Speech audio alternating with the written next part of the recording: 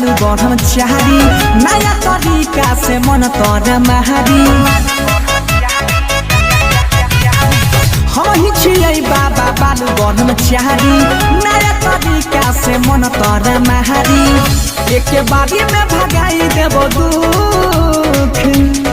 बाबा हमर गोर लपटावे छे कमरिया पिरावे छे और माथा करे छे टन टन टन। हाँ तो इसका मंत्र मेरे पास है ना, जैसे जैसे बीत करेंगे या मंत्र पढ़ेंगे वैसे वैसे बीत करना है या मंत्र भी पढ़ना है, ठीक है? तो मंत्र बोलिएगा जजमान। ओम तारा रा रा रा रा रा ओम तारा रा रा पुप की ओम तारा रा रा रा रा रा रा रा रा रा रा पकड़ा लेके छौरी के कुटिया में धूप, पकड़ा लेके छौरी के कुटिया में धूप, पकड़ा लेके चल न रे कुटिया में धूप। अरे धूप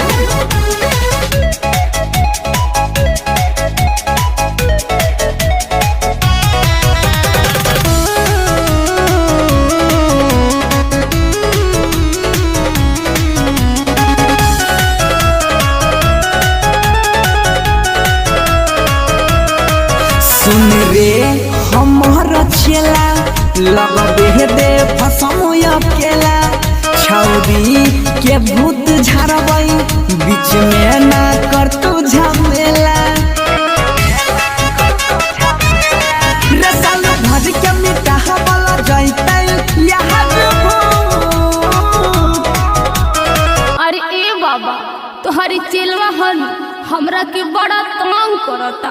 इसका भी इलाज है ना हमारे पास, चलवा तो हमरे है। अरे ए बाबा ऐसे ही अपन कृपा बनौले रहे कि हम हमेशा टोन टोन करी। कि ओम तारा रा रा रा रा रा रा रा रा रा रा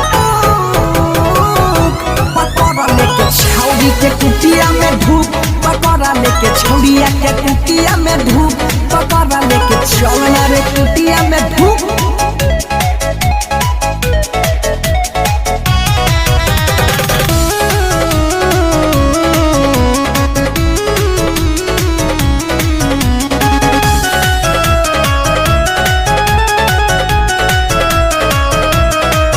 जन तर के यसरा हैता दुख जरिए से मिट जाइता मन तर इच्छा उतलिया परेशानी के सुलझाइता गे जरिए से मिट जाइतो सब दुखबा मिले न सुख। प्रणाम बाबा, मौका मिली तो फेरू आए। अवश्य बच्ची, इंतजार करो। ओम तारा रा रा पुप कि ओम तारा रा रा रा रा रा रा रा रा रा रा रा